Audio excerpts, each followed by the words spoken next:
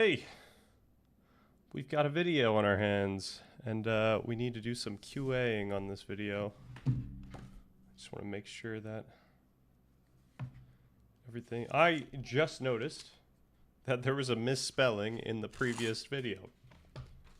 I didn't notice it after we did it. I thought we were completely good until I literally just noticed a misspelling. So, a little scuffed. Goal is to make this one not as scuffed. So far, we've been a little scuffed on this one. I had messed up the... I literally messed up reading the exact... Like, I'm literally looking at a teleprompter, and I messed up the words, and I realized that I didn't even do multiple takes for that, so that I had to redo that take and then, like, put the audio in. So, and then I also have a hard out at some point, which is... probably going to be like right when this ends. We might not be able to stop too much. Or we just do a little speed action here. We can't do a 1.25? 1.5 might be fine. That'll be good. All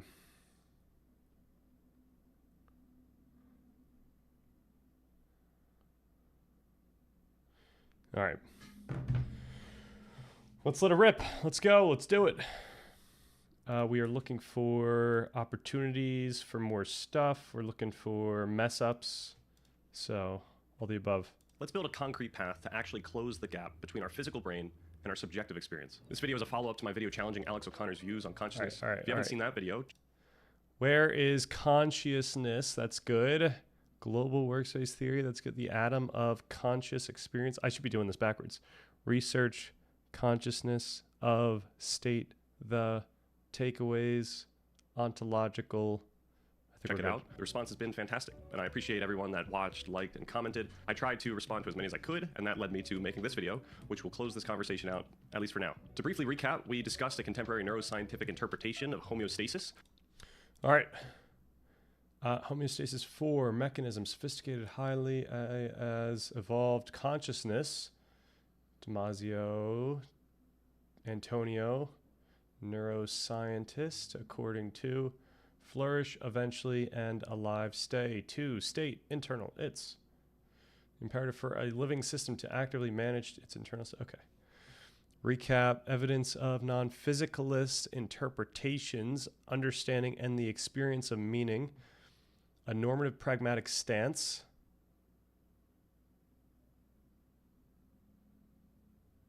Where is consciousness, brain lesions, which gives a powerful perspective for why consciousness arose and how it functions to regulate life and survival. As we pointed out, this does not completely solve the hard problem of consciousness, specifically failing to address how our underlying biology directly causes our conscious experience. I think this one should be good. Completely solve the hard problem of consciousness.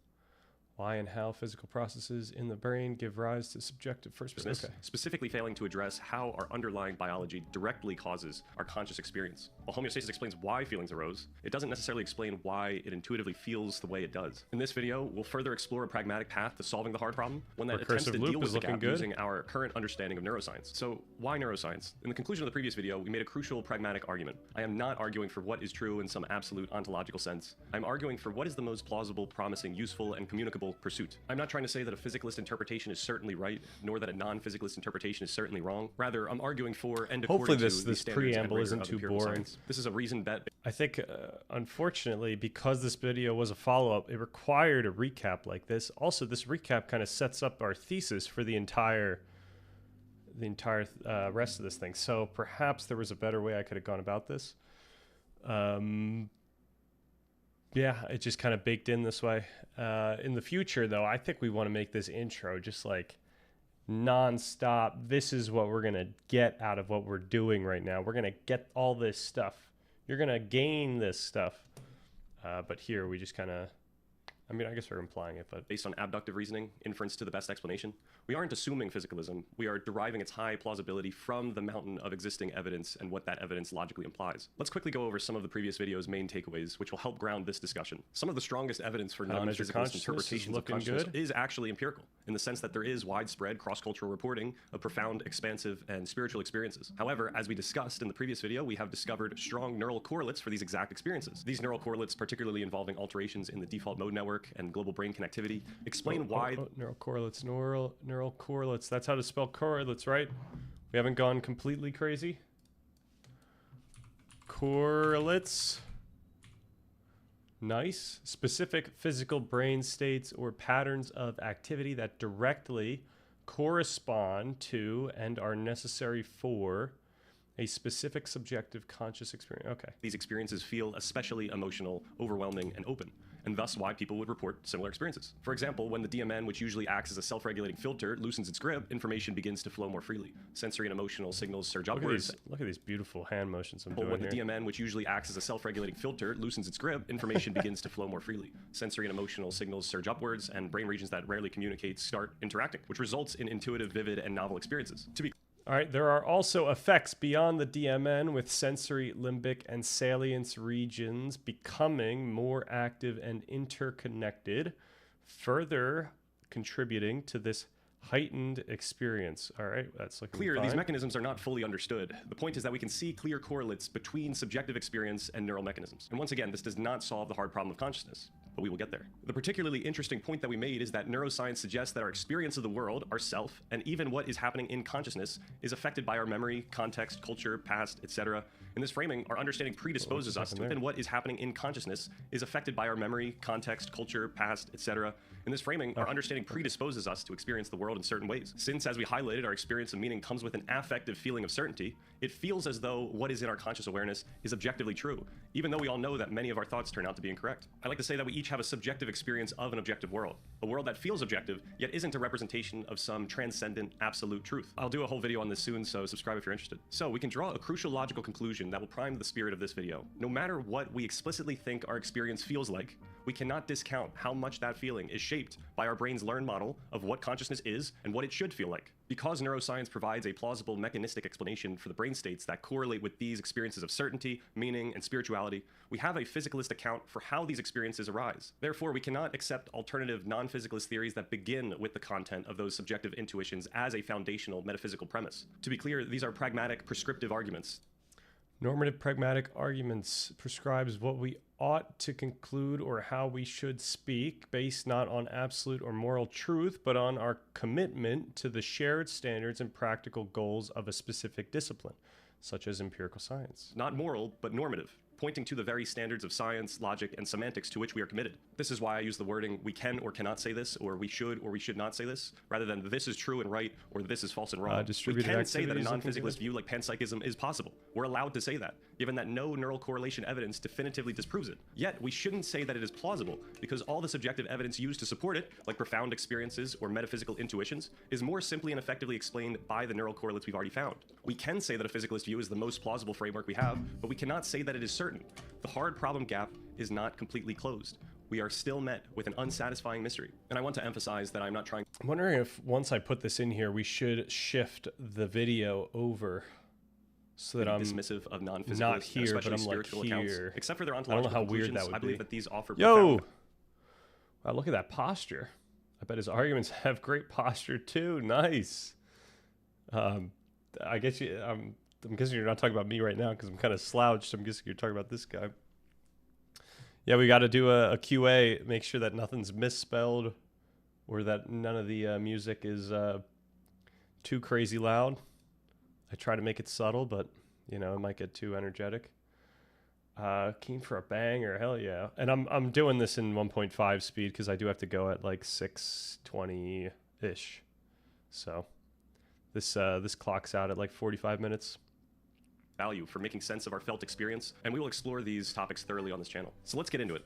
In order to take the hard problems seriously, we can ask what is the leading candidate for the physical Got explanation some of zoom consciousness? ins. Perhaps what we are seeking is where in the brain conscious experience arises and how those neural processes give rise to the subjective sense of being conscious that we each intuitively know. Following neuroscientist Antonio Damasio's own homeostasis framework, while the body is indispensable, providing many of the reference signals that significantly contribute to our conscious experience, the feeling of the body arises only once those signals are mapped in neural form, specifically in the nervous system. This was the distinction we made between emotions and feelings. In the homeostatic framework, All right, misspellings, emotions and feelings. In Damasio's framework, emotions are the body's raw physiological adjustments, such as changes in heart rate or hormones, while feelings arise only when the brain creates a mental map of those physical changes. Okay, I think we're looking good. I think it's fine. emotions are the organism's physiological responses, changes in heart rate, blood pressure, hormonal release, whereas feelings are the brain's mapped representations of those bodily changes. Then, according to Damasio, consciousness arises as these feelings are themselves mapped, when the organism forms meta-representations of its own body state mappings, giving rise to subjective experience. So this suggests that we should look to the brain. But how can we validate this? Well, we could look to brain lesion studies, which give us perhaps the most intuitive sense of which brain regions actually affect consciousness in significant ways.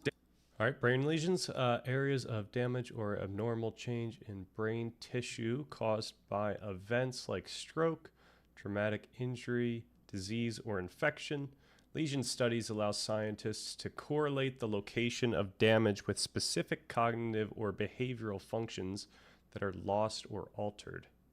Okay. Damage to the higher order mapping networks we just discussed appears to significantly diminish or distort subjective feeling. Patients can often still perceive and think, yet they report an absence of emotional tone and self-presence, what Damasio would describe as the feeling of what happens. When we lose these key networks, we lose key aspects of our subjective experience and sense of self. We've seen this clinically. Children who are born with a brainstem but almost no cerebral cortex still show signs of basic pleasure and distress. All right. Hydranencephaly? I don't know. That's definitely wrong.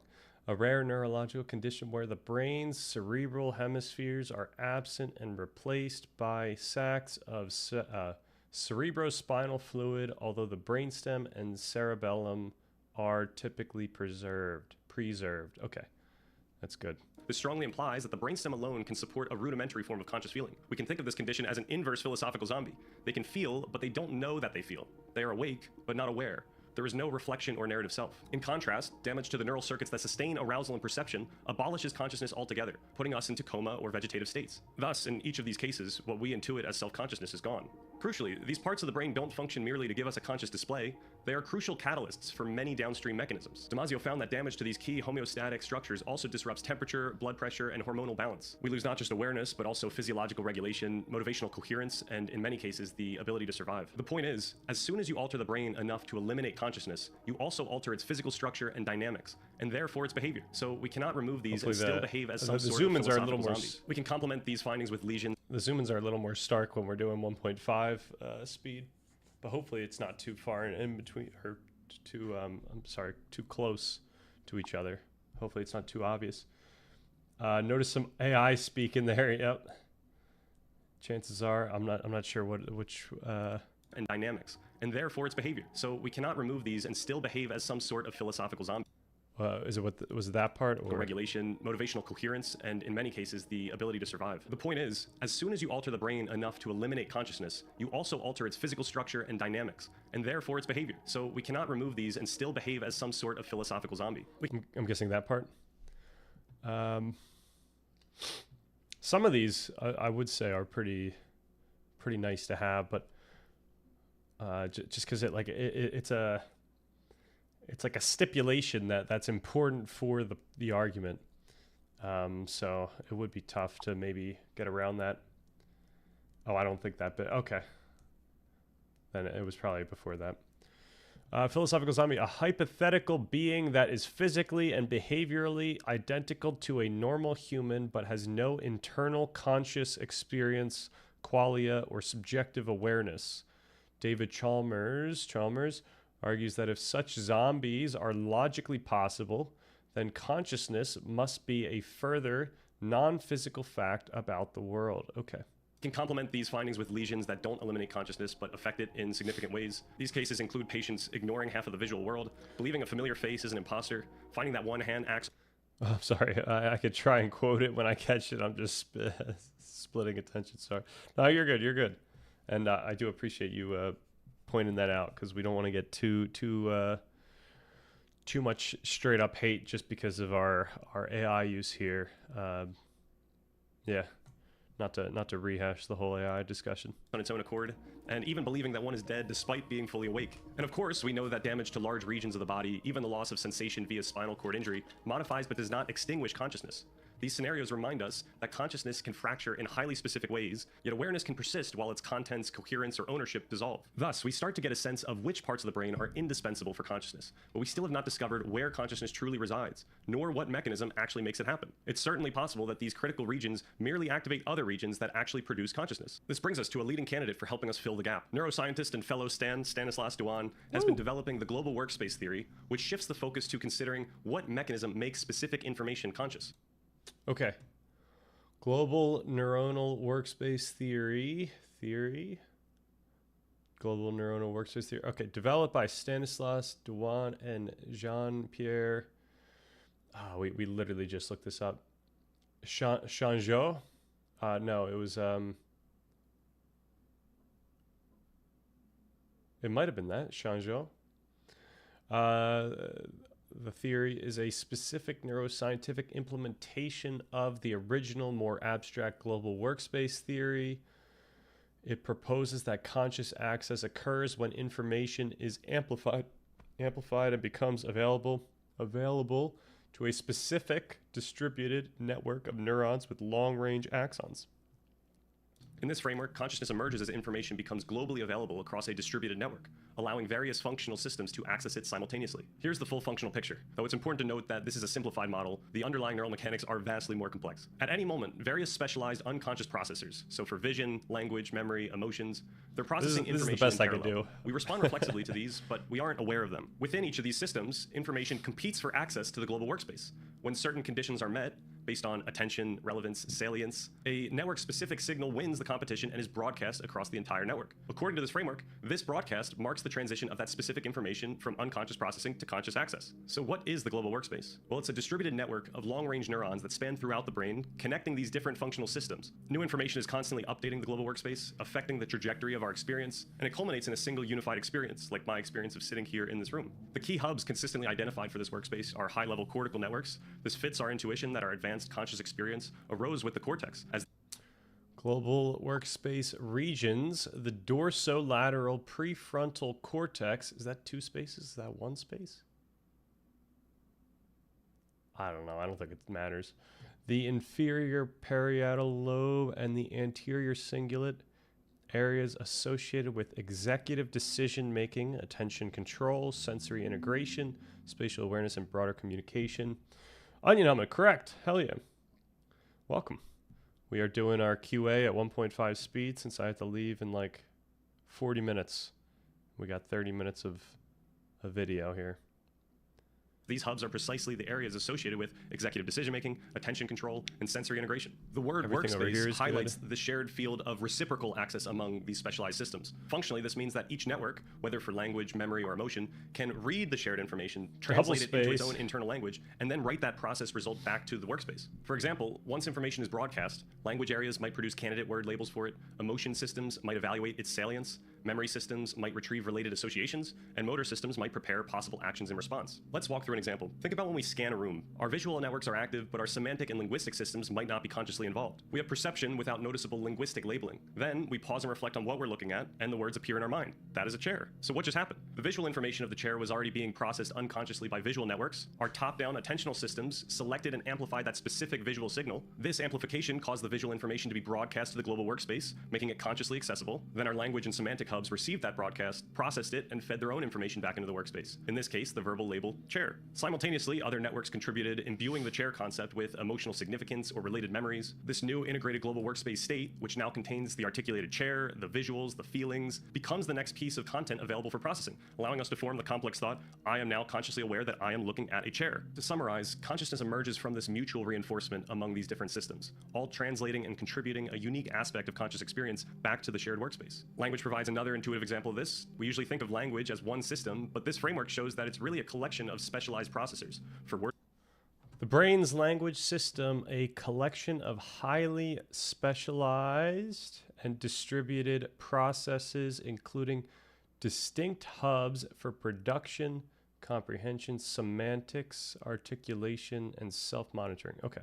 Retrieval, semantic meaning, and motor planning, each contributing a different aspect of the experience. A function particularly relevant to conscious meaning is linguistic self-monitoring. This is the system that allows us to hear ourselves think. It's essentially the workspace accessing the output of our other language systems, which forms the inner monologue we experience as our thoughts. Without this monitoring component, we might still generate words, but we wouldn't be able to consciously reflect on them as words, let alone as our words. This distinction explains the "a word on the tip of my tongue" feeling. Similarly, speaking without thinking occurs when a motor action proceeds without a full reflective broadcast. We're getting These a are lot just of those different systems contributing to the workspace autofocuses in the middle of this. with different timings and strengths. Wonder if To go it's full because of circle, the the global sun or if workspace it's framework just provides the because of mechanism how behind what moving. Damasio describes as mappings of mappings. When our language system reads a visual broadcast and writes a chair label back, it is effectively generating a new map based on a previous map. As you can see, even that is an oversimplification. This is a highly complex, recursive process where all systems are constantly reading from and adding to the global workspace. So think mappings of mappings of mappings, on and on and on. Now, we could wonder whether one of these downstream consumers is actually the source of consciousness. However, there isn't a single downstream network or region whose lesion uniquely abolishes consciousness across the board. So we can conclude that the brain isn't a system where a signal is propagated out to different output systems,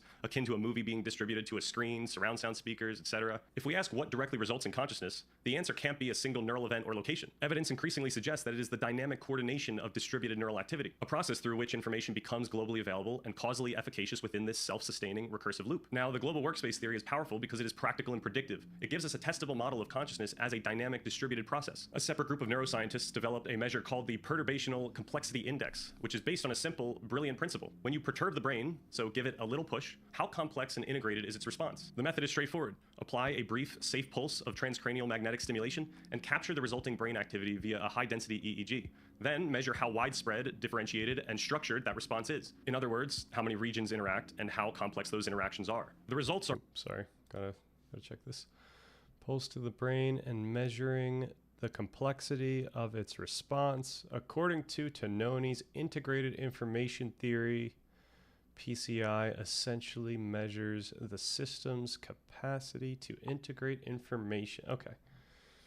Indeed. Widespread, differentiated, and structured that response is. In other words, how many regions interact and how complex those interactions are. The results are in line with the global workspace model. High PCI, so a complex widespread echo, is found in awake, conscious individuals. It is also high during REM sleep and, crucially, patients who are paralyzed yet still conscious. Conversely, low PCI, a simple local echo, is found in dreamless sleep, deep anesthesia, and vegetative state comas. And when you apply this pulse to a brain that's clinically dead, there's no response at all. A nice analogy for this, a conscious brain acts like a resonant bell. A small tap triggers rich, complex, and long-lasting reverberations that spread across the entire structure. Tap movement An in there? unconscious brain is like a damped piece of wood. You hit it, and the signal just dies Another locally with a dull one? thud. Ultimately, PCI gives us a way to see the functional capacity of the global workspace in action, distinguishing a brain that can currently integrate information globally from one that cannot. So we now must ask, how does this neural activity result in our intuitive subjective experience? If we want to understand how neural activity gives rise to subjective zoom in. experience, we first need to understand what this activity actually is. What, if anything, could count as the atom of consciousness? At the most fundamental level, neural activation is the firing of many interconnected neurons, specialized cells that communicate through brief electrical impulses called action potentials. An action potential is an electrochemical event. A neuron suddenly changes its internal voltage by exchanging charged ions across its membrane, sending a rapid pulse forward, which will affect whether other neurons in its path fire. Each pulse lasts only a millisecond or two, That one's good. and in isolation, it carries no meaning beyond that single change in charge. So even though neurons are made up of molecules, atoms, subatomic particles, activation happens at this holistic level. We can't say that all matter is conscious, nor can we say that the molecular structure of a neuron is consciousness. Consciousness isn't built from the substance of neurons, it arises from their patterns of activation, from how these tiny pulses are orchestrated across vast networks that continually excite, inhibit, and synchronize with one another. Each action potential on its own doesn't mean much, but when thousands or millions of neurons fire together in precise patterns, some firing slightly before others, some holding back, those patterns form the communication piano? of the brain. This is what actually encodes the content of an image you see, or the sound of a word, or the meaning of a sentence. Now, the full story is a little more complicated. When we think about brain waves, it's easy to picture the smooth ripples of electricity flowing across the brain. That's what we often see in brain scans, colorful patterns of waves that change slightly over time. But here's the tricky part. Those waves aren't the action potentials themselves. What those scans are really showing are field potentials, the large-scale electrical fields created when thousands of neurons become slightly more or less excitable. Correct. Correct. That is a piano? Field potential, the collective electrical signal generated by the synchronized activity of many nearby neurons measured in the extracellular space, the area outside the cells.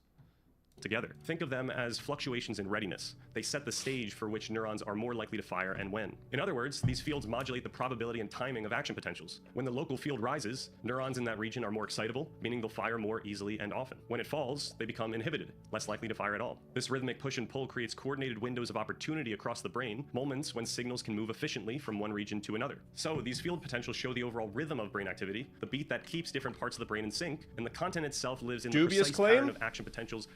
Which was the dubious claim. That travel through those regions. We can think of it like an orchestra. The field potentials are the conductor's tempo and direction, determining who plays and ensuring that everyone is playing together. The action potentials are the notes, the actual music. If you remove the conductor, the orchestra becomes chaotic and falls out of rhythm, but if you remove the musicians, the music disappears completely. Likewise, when scientists silence neurons' action potentials, perception and behavior vanish. The slower field potentials, like the residual hum of the concert hall, may persist, but without action potentials, no organized sensory experience or action emerges. Together, this interaction between structure and activity, between timing and content, is the foundation of neural communication. And it's within this coordinated dynamic that consciousness, as we experience it, begins to take form. So consciousness clearly doesn't arise from one neuron firing or even a single cluster. We don't feel individual action potentials. Rather, we must consider that our unified flow of perception, thought, and emotion occur as a consequence of these granular dynamics spread across the brain's entire distributed network. Without that broader network, without information being integrated and made globally available, we don't get consciousness as we intuit it. We can only speculate whether any kind of proto-conscious experience arises at smaller scales. Which line? The musician line. What are you gonna say? It's not. It's on a cringe scale. It's like a pretty good analogy. Like it's not phenomenal because like the communication still, like this was one of the things that we were looking at during our actual script QA. It's technically the field potentials are like, abstractly speaking, are providing information. So it's not just like this is science, no poetry allowed, no fun. I think that I do think the musician line is quite effective for making, like, action potentials and field potentials are so boring. Like this is like the worst part of this discussion. So I was hoping that something like that would make it a little bit happier, a little bit nicer. I think it's nice that there's a piano playing while I'm saying those lines. Even though it's like highly reductive. Like a lot of this stuff is highly reductive. Like none of this stuff even touches on like neuromodulators, which are affecting the strengthening or the strength of connections in between neurons, which is also affecting the trajectory of our experience in the moment. I kind of touched on that in the previous video, but there's so much stuff going on here. It's absolutely insane how complex neural dynamics are. It's a good line, but you could tell you're about to drop the fire bar. The fire bar is the cake recipe line, which is coming up. I'm still most stoked about that bar. Once again, I can't. That was also an AI bar that I was pretty happy about. And I also remember we there was a AI bar that we had in stream at one point, but I never went back to look for it, which is probably a bummer. I should have just asked. I should have asked that Gemini when I had the script in there what that bar was, because I thought that was a great bar, but I don't remember what it was. But yeah, the cake one, that one's pretty great. Scales of neuron activity, not matter. But even if some elementary form of awareness exists in isolated circuits, it would be nothing like our own. Our conscious experience depends on cortical systems that give it its shape and subcortical systems that supply emotional tone and the felt sense that what we're experiencing is real. We tend to anthropomorphize consciousness, assuming that if something feels, it must feel the same way we do. But neuroscientists strongly suggest that different brains built with different architectures likely experience the world in significantly different ways, if they experience it at all. This is where these neuroscientific frameworks become so powerful. When we consider what kind of consciousness a species might might have, we can look directly at the structure of its nervous system, how distributed its communication networks are, and how much information can circulate globally. This is what leads Damasio to propose that many animals feel, even if they don't understand what they feel, experiencing emotion without reflective awareness. Of course, those feelings would be vastly different from our own. There it is. We can only approximate them, and probably... I was pretty stoked. This is the only time there's a stark difference of lighting. I thought like half of this thing would have been bad lighting. Wait till people start commenting and it's just paragraphs full of this stuff. Then you're going to have to read through all the neuroscientists writing their undergraduate theses. That is, if there's any neuroscientists actually writing. I don't know if there was anyone. Maybe there was one or two lines that were touching upon like the integrated information theory in the previous video, but I don't think there were many. I think it's more philosophers are coming in. But I would like the neuroscientists to come in and tell me where I'm wrong, because then we improve. But I think we're, and it wouldn't be like, I think it's less likely that it's going to be a factually you are wrong. It's going to be more of a normative, hey, like in the neuroscience field, we usually don't talk about this way, which would be the thing that I could have easily missed by having a 2-week research stint. So that would be useful to know. There's bound to be some neuroscientists who get recommended. Well, that's if this video actually gets views. We only have 100 and some subscribers now. We need to make sure that this thing gets the algorithm pull again. So we shall see. But I'm probably going to post tomorrow morning and then spend some time getting the marketing push out there. So we'll see. Fall short in doing so. Still, from an ethical standpoint, I'd argue that it's better to err on the side of compassion. Even if we can't be certain whether animals suffer in the same way we do, the cost of being wrong is far too high. But back to neural activity. Just as we can't locate consciousness in a single neuron, we also can't find it in a single moment of time. Conscious experience takes its familiar human shape only when we zoom out and look at its evolution, the way patterns of neural activity unfold and transform over. True. Yeah. It's. So I don't know if we should do the r/philosophy. I think that might be too much of a. I don't think we should ever post an r/philosophy unless we're being risky. Just because I don't know if we want to get banned from there. But yeah, we need to pray for the Alex O'Connor mods to be chill and let us put our thing out there. We need to. I think we're good everywhere else. Yeah, I think we're hoping that people pick up this thing and yeah, and I'll try to find more places to post this. Because this isn't like a simple react video, like I think I feel a little less embarrassed in some sense of like pushing this video really hard, because I think this video is all like full of a lot of content. I mean, granted, the last video is full of a lot of content, but it's a little obvious I'm playing the game of responding to something just for the sake of being able to have that platform. So we'll see if obviously there's a trade-off. We don't have the wonderful hook anymore. Over time. We just mentioned field potentials, those rhythmic waves sweeping through the brain, creating patterns of excitability. At any given moment, different regions of the brain fall into slightly different rhythms. Some areas are in phase with one another, meaning their excitability peaks at the same time. Others are out of sync, with the rhythms offset or even opposed. This coordination determines which regions can effectively exchange information with each other. Sometimes, regions fall into a particularly stable configuration, where the rhythms line up and temporarily lock together. When that happens, information can circulate smoothly between them for a brief moment before fading. We can think of that was kind of a jump in lighting. All right, a brief temporary pattern, transient state, of collective neural activity that arises as the brain shifts from one stable representation or processing mode. Okay, I thought we had an issue here. Or processing mode to another. In this context, these act as the temporary stable configurations that allow information to circulate smoothly across the brain. Okay, I think that's good. I think we're good. Me eating my char grilled sirloin steak And I say the cost of being wrong is far too high. My chewing slows as I grasp what Mr. Richson has just told me. No, I have this. I don't know. I've thought about the whole meat thing, and I don't know if like our individual. So I'm not Kantian in this sense.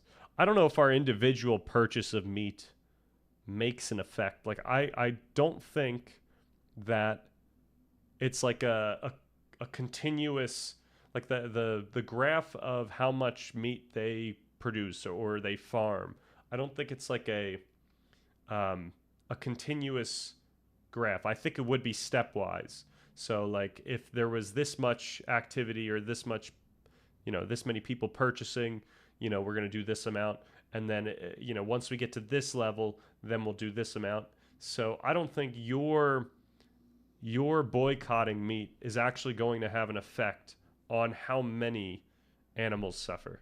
That said, if this channel gets big, then now I have a responsibility to be vegan or vegetarian and then push that on to, or at least not in a guilting way, but in like a non-judgmental way, to just advertise alternatives.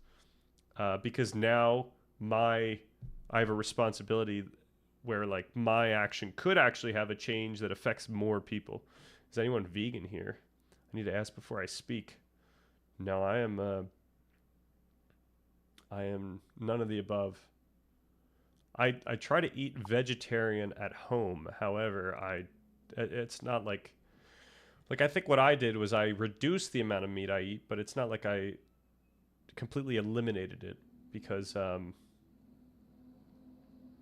yeah. I think just for diet reasons and whatnot. But I still think people think in binaries, like you're either vegan or not, or you're either vegetarian or not. But if you just reduce the amount of meat you eat, that's more effective than not reducing the amount. So that is that's only in the case of like if there's an effect. Maybe there's no effect on the difference. Or there's no significant difference because of that whole stepwise thing I said. I don't know. We have to do more.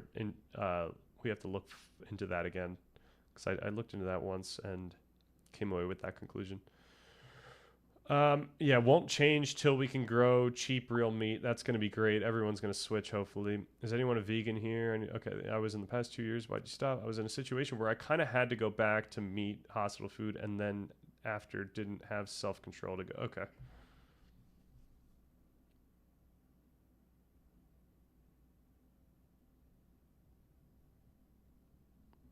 All right. How are we doing on time? We have 20 minutes, and that's probably as much as we need. So unfortunately, we do have to continue. I would like to talk more about the potential ethics of what the responsibilities of this channel, but we'll see. The Marxist critique of veganism. Uh-oh. Yo, what's good? Kim, I wish I had the discipline to be vegan. Yeah, it is tough. The tough part is just the cultural the cultural, I don't know, constraints, the expectations. It's just so hard to just be away from that. Like it really hasn't set in. But that's the tricky thing. It's like each individual person might be in a situation where their boycotting doesn't do anything. It only matters when a bunch of people boycott together, where it would actually have an effect on like a grocery store's orders. So, or a restaurant's orders. Especially those in less developed countries, that veganism is purely first world bourgeoisie phenomenon. Well, yeah, of course. Like we have the privilege of having that type of moral conundrum, but that might be less about the invalidity of that moral feeling that the bourgeoisie might have.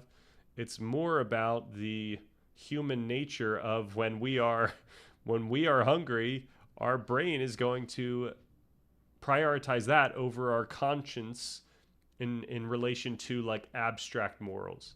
Like meats, like the meat thing is so difficult because our conscience is really not calibrated to really care, because everyone around us doesn't really care. So that's a real issue, and that's a good example of the type of issue we want to look at in part 3 of the document, because this is very similar to what I've been saying, where like there are situations where you can get in where the people around you are all going in the direction, a moral direction that maybe previously you would find as bad, but because everyone's normalizing it, it doesn't seem that bad. So yeah, we have to look out for that one. Isn't factory farming animals a first world problem anyway? Yeah, I guess so. That is a good point.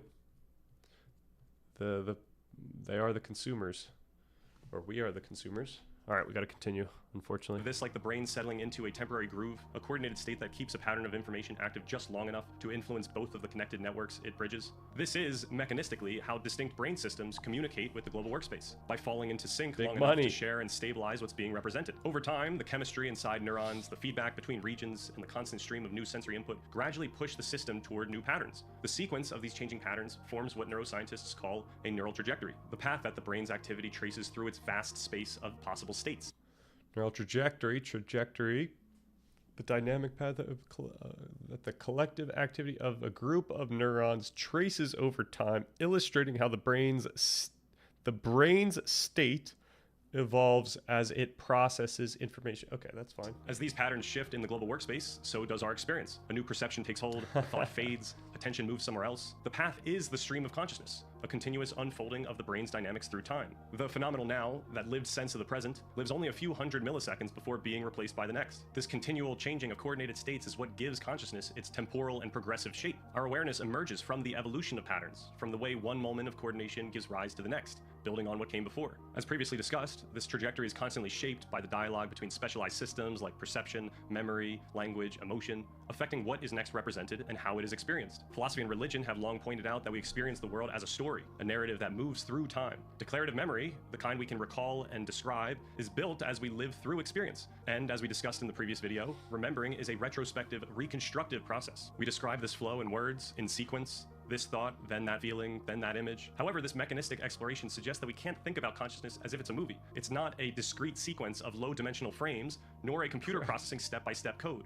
Its information isn't stored in binary bits, but in ever-shaping relationships, in how the timing and strength of signals evolve together, shaped by all sorts of dynamics that are far too in the weeds for this video. Instead, we can think about the brain as an analog system. In an analog system, changes continue. All right, we got this nice bell song for this one. Analog systems represent and process information using a continuous range of values rather than discrete, separate steps. Think of a light dimmer switch that smoothly brightens or dims, or the volume knob on an old radio.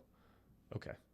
All sorts of dynamics that are far too in the weeds for this video. Instead, we can think about the brain as an analog system. In an analog system, change is continuous rather than discrete. There isn't a fixed number of possible states. There's an effectively infinite range of possibilities, just like there's an infinite set of numbers between 0 and 1. A simple example of an analog system is sound. When you pluck a guitar string, it doesn't jump between preset notes. The vibration of the string can take on any frequency within a continuous range. Each possible frequency is just one of infinitely many along a smooth spectrum, which is why we need to tune the guitar. The brain works in much the same way. Its activity doesn't move in stepwise jumps, but flows through a vast high-dimensional space of possible configurations. As different neural systems broadcast, synchronize, and fade, the global workspace shifts its shape continuously, never quite repeating, never exactly the same. The main point here, why we took all this time to build up this explanation of neural activity, if consciousness unfolds through time, and if the underlying mechanism is fundamentally continuous, then it becomes nearly impossible to point to any single atom of experience. There is no single frame, no single spark, no single place where consciousness is. Only within this ceaseless, coordinated motion of distributed neural activity do we find what we call conscious experience. At this point, we've traced consciousness down to the level of coordinated neural activity, but even with all this, the mystery remains. How does the continuous coordinated activity of billions of neurons, these tiny cells exchanging charged ions and releasing chemical signals, become what we feel as experience? Is there something inherently special about the medium itself? about electrochemical signaling that allows information to be experienced? Or is consciousness simply what happens whenever information is integrated and self-referential in highly specific ways, no matter the physical substrate? Ultimately, we now have a clearer picture of the underlying dynamics, a recursive system that integrates information about the world and about itself, shaping perception, memory, and attention into one evolving process. It's nowhere, but also a nervous system. It is nowhere. I would place it nowhere also, but through immateriality. Well, I think it's nowhere specifically. That's what I'm trying to say in that part. It's not one place, but it's once we get this whole pattern of, like, it's hard to even say it's a place, right? Like, I don't even know if it matters where I mean, I guess it kind of does. It's the configuration of all this stuff, along with the activity that contributes to the conscious experience. So these final questions are like the edge of where we are in terms of the physicalist discussion, kind of, because really it's missing the point. This is like the edge of the brute force physicalist trying to answer the hard problem. Is integrated and self-referential. Electrochanging charged ions and releasing chemical signals become what we feel as experience. Is there something inherently special about the medium itself? It's like, that's a big electrochemical question. Signaling that allows information to be experienced? Or is consciousness simply what happens whenever information is integrated and self-referential in highly specific ways? So that's a huge question that we need to answer, and we probably will answer, I don't know, within the next 50 years, I'm guessing. No matter the physical substrate. Ultimately, we now have a clear picture of the underlying dynamics. Neuroscience. Ooh, is that a place? Would they accept it? Oh, never mind. They only post academic articles. You know what that means? I need to somehow get this published. A recursive system that integrates information about the world and about itself, shaping perception, memory, and so this is the big point, though. This is where that still leaves a significant gap between a description of what that system does and the experience of what it feels like to be that system. But before assuming that this is an unbridgeable gap, we need to ask what kind of gap we're really dealing with. What are the implications of a system that provides the very means with which it must describe itself? If consciousness arises from a process that is constantly modeling and remodeling itself, then perhaps the mystery we confront is itself a product of that recursion. Okay, let's consider the ontological takeaways of the system we just laid out, and what it might mean for how we understand consciousness. Most profoundly, our physicalist picture implies that even our experience of meaning is a product of this integrated yet distributed system. Regardless of whether the essence of consciousness, whatever that could mean, comes from neural activity or some unaccounted for ingredient, as long as it does not contradict the functional mechanisms of the brain, it does not affect the contents of our conscious experience. In other words, even if consciousness had a hidden dimension, its expression would still depend on the brain's physical organization. We often call these neural patterns correlates because we can't yet describe the full physical mechanism, but we do understand how physical mechanisms functionally cause aspects of subjective experience. For example, when we stimulate the brain's fear circuit and a patient consciously feels fear, we can say that the action caused the experience of fear rather than merely correlated with it. Thus, we can say that the meaning we experience, explicit or acted out, is functionally caused by the coordination of our memory, salience, affective, and autonomic systems. Introspection itself is a process within the workspace. Our linguistic, affective, and conceptual systems contribute to interpretations of external and internal stimuli, as well as consciousness itself. The result is fundamentally subjective, even though, as we mentioned, our experience of the world feels certain. This reveals that what phenomenology explores is already a translated interpretive construct, a product of the very mechanism it tries to describe. The philosopher Martin Heidegger captured this intuition by describing his own ontological work as a hermeneutic phenomenology, explicitly expressing the idea that phenomenology is not a neutral observation of phenomena, but an interpretive, self-reflective inquiry into the meaning of being, where interpretation, hermeneutics, and appearance, phenomenology, are inseparable. All right, we gotta look at that one. Phenomenology and hermeneutics. Hopefully, I'm pronouncing that word correctly. Phenomenology is the philosophical study or method of describing experience as it appears to consciousness in being and time. Martin Heidegger argued that human existence is fundamentally self-interpreting, meaning our basic way of being in the world is already a hermeneutic or interpretive activity. Okay, I think that's good. Phenomenology is not a neutral observation of phenomena, but an interpretive, self-reflective inquiry into the meaning of being, where interpretation, hermeneutics, and appearance, phenomenology, are inseparable. We always already stand within interpretation. There is no view from nowhere. We can say that consciousness is the source of each individual's unique ontology, the source of all meaning for them. However, we cannot say that anyone's unique experience directly pertains to some external absolute truth. We may share a similar biology, but each person's nature and nurture differs enough such that these experiences are different meaningfully. All right.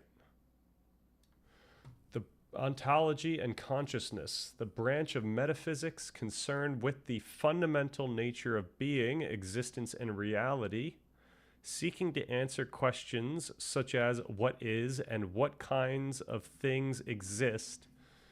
In our account, each individual's entire framework for what is real, meaningful, and true for them manifests exclusively from their own subjective conscious experience. All right. However, we cannot say that anyone's unique experience directly pertains to some external absolute truth. We may share a similar biology, but each person's nature and nurture differs enough such that these experiences are different meaningfully. Similarly, our interpretation of consciousness today radically... There is not sufficient disk space to continue recording. I need to start deleting stream recordings.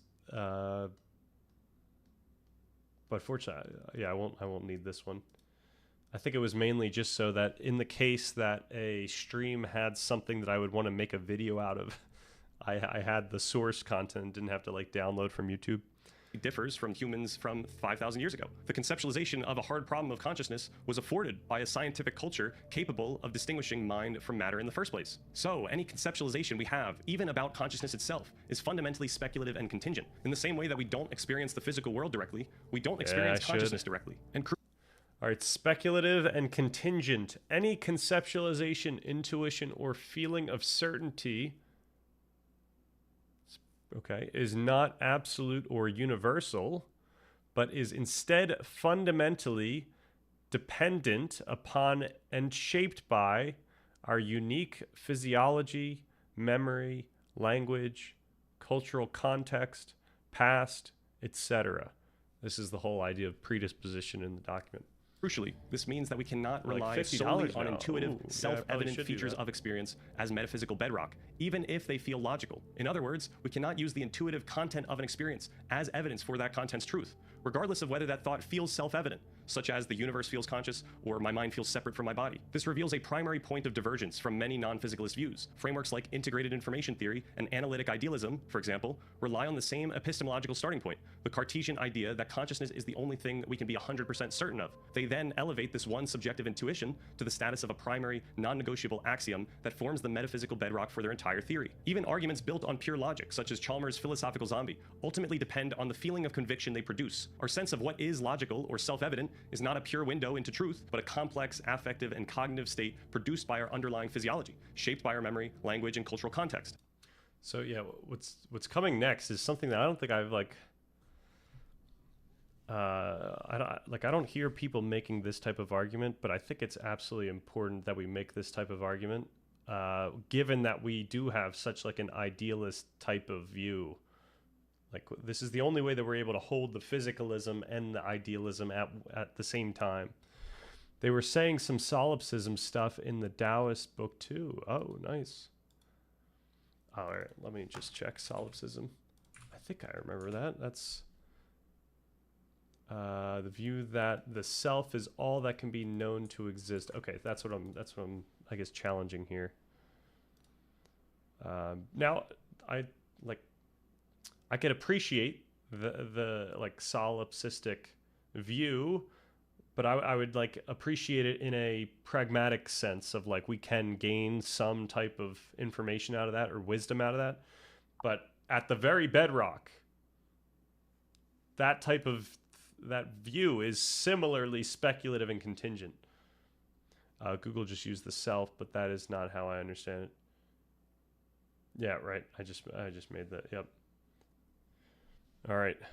This naturally leads to a crucial question. If all our convictions are contingent brain states, why should we privilege the conviction we feel for the scientific, physicalist framework over any other? The pragmatic answer must lie in a discernible... This is such a terrible type of question to have to answer. Like it's so...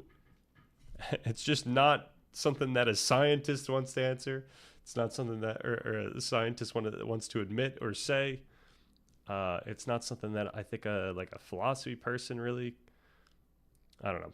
Maybe I'm wrong. Maybe I'm like noticing this type of argument, but why should we privilege the conviction we feel for the scientific physicalist framework over any other? The pragmatic answer must lie in a discernible heuristic. We cannot trust a raw, unvetted intuition, but we can trust the specific conviction that arises when a framework compellingly communicates its own alignment with our internalized standards for logic and evidence. The pragmatic norms of science and logic demand that we take responsibility for the burden of proof, and we must explicitly demonstrate this alignment in a rigorous and compelling way. Our conviction, then, is the internal feeling produced when our internalized heuristics for rigor recognize that a framework has successfully met this burden. For those who have deeply internalized these standards, this resulting feeling of conviction naturally arises when a framework aligns with evidence and rigor. This helps explain why this argument might feel more compelling to some than others. Scientific rigor, in this case, is simply the prerequisite for this line of reasoning to intuitively feel right. Of course, this begs the much larger question of why we should privilege these norms of science and logic in the first place, which is a crucial and fair point that I'll explore in a future video. That said, we ultimately operate on the presupposed norms that our framework must remain accountable to evidence and predictive success,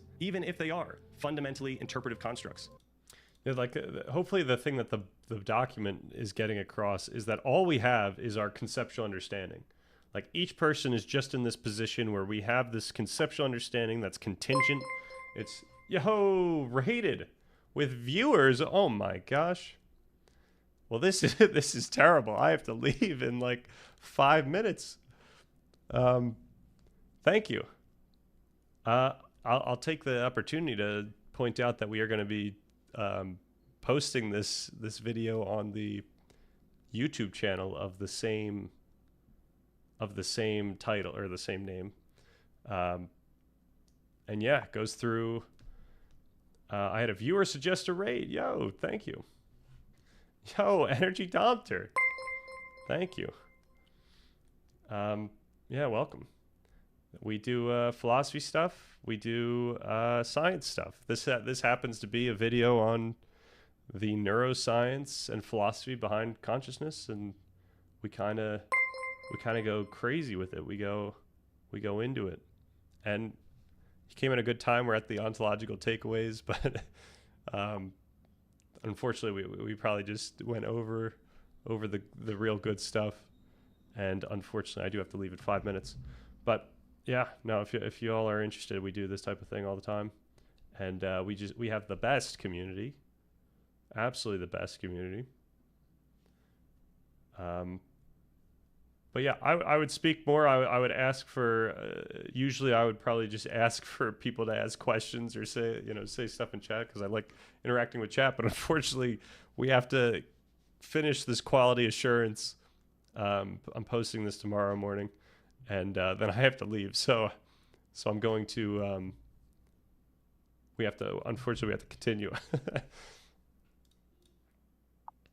But yeah, the point I was making is that we all have this. All we have is this conceptual understanding. Usually 1 hour streams when you're on. Usually 2 to maybe 3 hour streams when I'm on, and usually starting around 6 or a tiny bit after 6. If right now is 6:20 for you. So yeah, this is like right around now is when we're usually on. No, you're good. You're good. Thanks for coming in. Thanks for the follows. I greatly appreciate it. Yeah, so we've got this conceptual understanding. We kind of understand things about ourselves. We understand things about the world, and like that's all we have. That understanding is very much contingent on the culture, your upbringing, etc. So, who knows why you understand the things you do right now. But the point is you could leverage that understanding to go forward. In this case, we can leverage what we know about our standards of science when we're trying to explain or make assertions about consciousness. So it's like it's our conceptual understanding that a assertion about consciousness ought to have some connection to evidence and scientific rigor. Like that's the whole thing. It's just norms. Like at the end of the day, there's nothing here except for following norms that you conceptually understand. Positivism. Let me see. Unfortunately, I'm not completely in the know of all these terms. Philosophical system that holds that every rationally justifiable assertion can be scientifically verified or is capable of logical or mathematical. No, I would say against that. Like, all there is, like, rationality is a felt thing. Like, it's like I can hear something, like an argument you say, and that feels rational to me. I could say something and that feels rational to me as I'm saying it. There's no like way to scientifically test what is objectively rational. Of course, we could use science to, like, in theory, test the experience I'm having, the emotions I'm feeling. But yeah, I like Wittgenstein's "the limits of my language mean the limits of my world." We have a video on the channel just about us exploring that. It's pretty short, if I recall. I don't know. I don't remember. I should have actually just brought up the YouTube channel. Just to give some context, that we only started doing like actual video essays very recently. We got this one video where I kind of responded to Alex O'Connor, which popped off, relatively speaking. Discussing language and meaning, we actually just literally take that quote that you just said of Wittgenstein's, and we follow it. And does language shape reality? ? Yeah. So, yeah, but it's hard.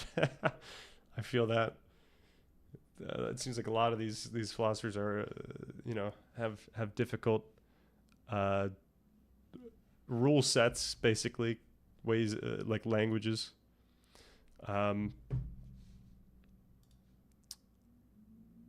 Yeah. I'm wondering if we should probably continue. All right. Sorry, but we do have to. Hopefully we could get. Hopefully my ride is not coming until after 6:30. So maybe we'll be able to make it. The scientific picture of consciousness may still be incomplete, but its strength lies in being empirical, falsifiable, and open to revision, rather than resting on what merely feels self-evident. Notably, the standards of science and logic do not necessarily entail a physicalist framework of consciousness, even though they strongly suggest it. If someone wanted to prove that the physicalist framework is wrong, they'd simply have to do it through the same empirical pathways that physicalism currently relies on. And that's a crazy we discovered point that solving as well. the hard problem with science is deeply unintuitive, but that's the point. Science explains why it's difficult to intuit how consciousness arises, because it shows how our intuitions themselves are products of the very system we're trying to explain. Many spiritual and philosophical practices aptly arrive at the conclusion that we cannot capture the complete essence of conscious experience in words, and neuroscience now provides a mechanistic reason why. Any description or conceptualization of consciousness is, by its very nature, a low-dimensional, symbolic interpretation of an unfathomably high-dimensional, continuous, and analog neural trajectory. We cannot fill the gap with a description for the same reason we cannot taste a recipe for a cake. The only thing that truly feels like consciousness is that specific, complex, and recursive flow of information itself. So then, if the goal isn't to capture the experience in words, perhaps we should reevaluate what we want from an explanation. Instead of seeking a description that equals that feeling, which neuroscience suggests is impossible, maybe what we're looking for is a conceptual framework that makes the existence of that feeling no longer feel mysterious or paradoxical. So yeah, I would say on this channel, or just in my mind, the way that I'm going through these topics right now, like I'm hyper focused on an individual's experience. And I don't hold that there's like some objective truth that's external to the felt state or the felt experience of meaning, of what things are, what things will be, what things can be, etc. And so, of course, that means that what people believe to be true is constantly changing as their brain's changing, and as they're going through experiences. That means that different people are actually experiencing very similar things in different ways. So, everyone that looks at this pen pragmatically has a similar experience, but it's pragmatic because it's like only pragmatic insofar as they would say, oh, that's a pen. Like, they would identify what it is. Like, they would follow the rules of how we ought to react to this object, or what we ought to say when we're talking about the concept of a pen in general, like that it can write and stuff like that. But that said, all of our brains are slightly different, so we're actually having a slightly different experience when we see a pen. We might have different associations or different. Maybe some people really like pens, and some people really like pencils, and they don't like pens. So they'll have a different affective feeling towards it. So that I say this because. Yeah, in the actual consciousness discussion, we're really looking to answer or we're really trying to affect how we feel about our understanding of consciousness. That's what we want out of solving the hard problem. We want to make it so that it doesn't feel unsolved. That's really at the end of the day what needs to happen pragmatically going forward. That's why this video is all about the pragmatic direction that we could take. Pragmatically, the path to this new conceptual framework is to break the hard problem into many tractable, easy problems. This unified approach means better conceptualizing our underlying neural processes by tracking how specific contents become conscious, determining which aspects are necessary for feel versus report, and continuing with lesion and perturbation studies. For example, neuroscientist Anil Seth, who advocates a predictive processing view of consciousness, argues that by fully solving what he calls the real problem, explaining all the phenomenal properties of experience, such as why the experience of red feels different from jealousy or the taste of cheese, then the hard problem will dissolve, much like the hard problem of life dissolved once we understood molecular biology. In practice, this approach is all about filling the gap conceptually, refining how we map experience to mechanism until the mystery loses its force. This means we can progressively solve the problem by comparing the properties of various experiences to identify which abstractions are most relevant to our intuitions about consciousness. Ultimately, we are looking for this conceptual solution. We are looking for the abstractions that make the relationship between mechanism and experience no longer feel mysterious. That is partly what I attempted to do with this video. Now, I know it sounds like I'm dismissing the felt reality of the hard problem and only looking to answer easy problems. The point I'm trying to make here is precisely about the felt reality of the hard problem. Notice how when you think about the hard problem of consciousness, like literally right now, that it feels logical, it feels mysterious. You feel a powerful sense of certainty that the gap is real and unbridgeable. But that feeling of certainty is a product of our brain's interpretive processes, just like any other feeling. What we are looking for is a conceptualization that is comprehensive enough to make the relationship between mechanism and experience no longer feel mysterious or paradoxical. It's not as if the hard problem is some external objective gap in the world that we have to fill. It's an internal conceptual gap in our own understanding that can change as we learn more. Thus, rather than treating various physicalist frameworks as competitors, it makes more pragmatic sense to view them as complementary lenses on the same underlying process. Homeostasis, global workspace theory, predictive processing, active inference, and the free energy principle each highlight a different functional aspect of the same underlying system, an evolved, emergent property of recursive, self-organizing dynamics. None of these require a further bridge between mind and matter. The structure of the process already entails the structure of experience, recursive modeling of the world and the self, unfolding through continuous feedback. Pragmatically, this approach reframes the notion of the hard problem as something to revisit over time, but not something to get stuck on. Just to be clear, the physicalist view is predicated on the assumption that its own perspective is insufficient and lacking. The claim that neuroscience will never solve the problem is an untestable, unfalsifiable statement of metaphysical pessimism. Science operates on the explicit bet against such never claims. Nevertheless, science is actually moving incredibly quickly in this field, and many researchers. Okay, to answer your question, couldn't it be a little convoluted to use relative judgments to consider the judgment function of consciousness solved? Yeah, like that's a fair point. That's why this argument can't be towards what is right in like some objective sense. This argument can only be pragmatic and normative. It's like we ought not get stuck on a hard problem that is either ambiguous or unintuitive or something that science even tells us we're not going to be able to solve. It's really a pragmatic push to, hey, what we can do is we can slowly but surely gain a progressively more clear view of what is actually causing our conscious experience. Now, you all came in slightly late, but the bulk of this video is actually pointing out how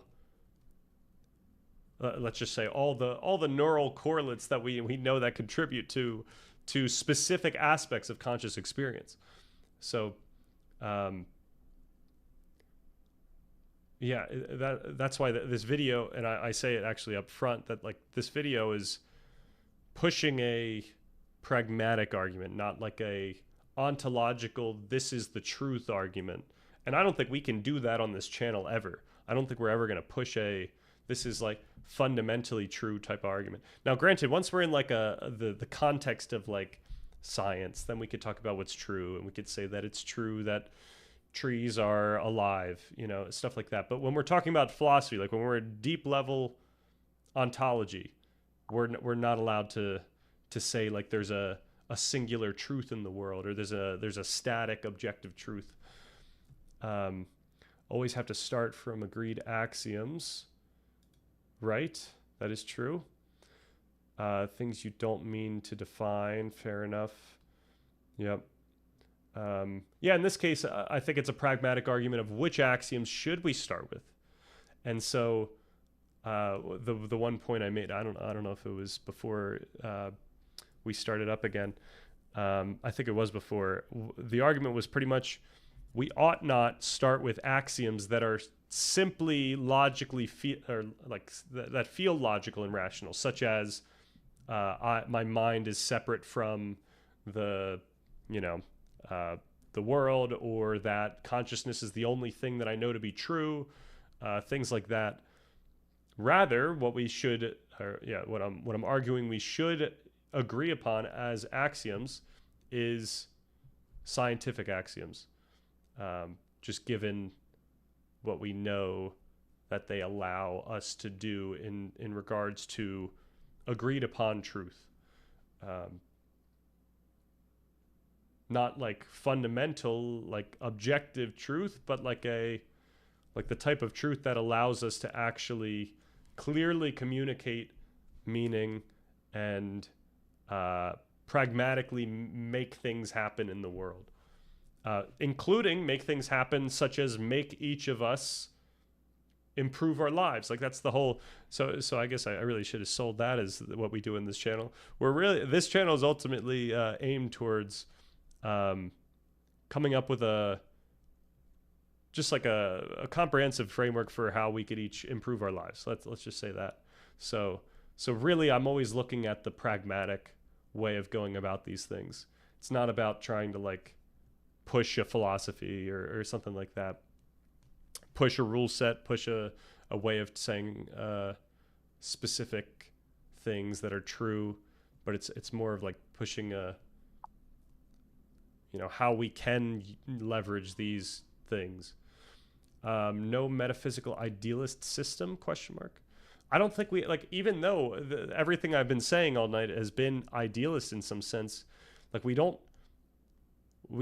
take idealism to its fullest extent and say that like the stuff that appears to us in consciousness, like the meaning that we experience, that's not like some external truth. Like it's not like an experience of some external thing. Like the analytic idealist would say that, I experience myself looking at a pen.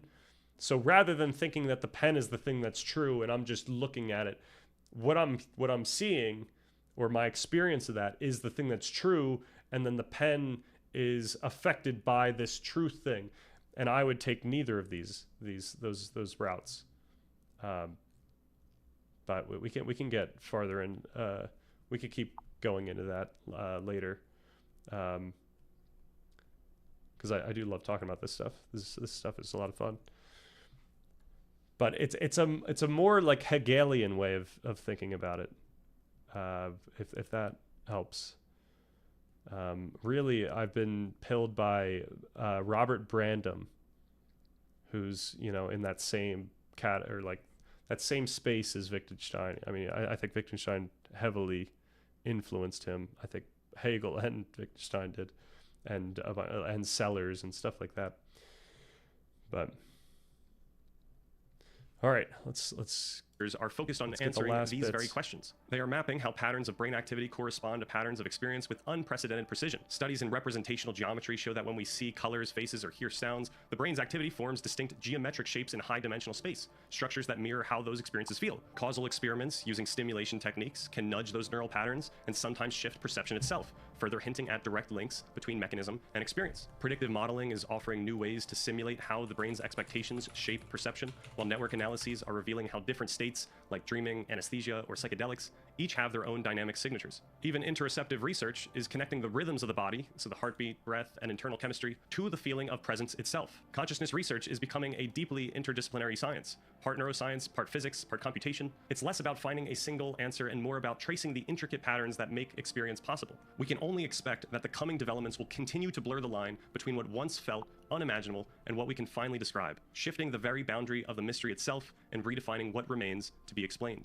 Okay, before we close out, I want to make one last pragmatic argument, especially as it relates to this channel. While it's nice to seek closure on the mysteries of consciousness, we do have a sufficient understanding on the matter to continue with the central topics of this channel, achieving a sense of freedom, leveraging that agency to identify and pursue our goals, and ultimately to pursue a meaningful and rewarding life. We have the capacity to deliberately direct our own attention, afforded by our own culturally contingent self-understanding, an understanding that we can reflect on at any moment. And this deliberate reflection affects our neural activity, physiology, behavior, and perhaps most importantly, our future experience and understanding. By knowingly engaging in this reflective practice, we can gain a feeling of freedom within our lives. If this is something you find interesting, we'll be discussing it soon on this channel, so make sure to subscribe. Okay, admittedly, I am now burnt out on consciousness. As I mentioned, it isn't necessary that we solve these problems in order to pursue this channel's ultimate aims. That said, perhaps it was necessary to build the argument for why that is the case, since I expect many people to identify and challenge this channel's physicalist presuppositions, especially since we do so in a unique, seemingly idealist way. Regardless, I felt like this was an apt rite of passage for this channel, given that consciousness is so fundamental. We will make sure to cover more practical topics in the future, so stay tuned. I hope you all enjoyed and perhaps learned something.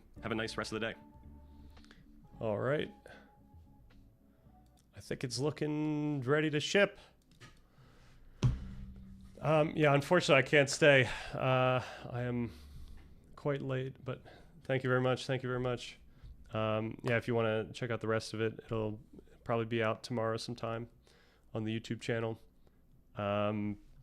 Yeah, the real stuff that we do that I've been working on for the past year and a half now is this Fuller Stan Richardson document, which you might have found otherwise, but this is where we're working on the stuff. Determine a path for life, identify and pursue our goals. But then this all required us to do this part one, understand the world and our freedom within it, which is done. This is what took us a long time.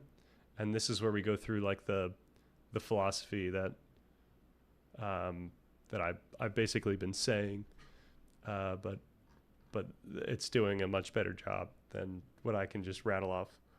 But anyway, a lot of good stuff. We're gonna keep working. I'm just constantly working towards this stuff. This is the thing that I think I should be doing with my time, so I will continue doing it.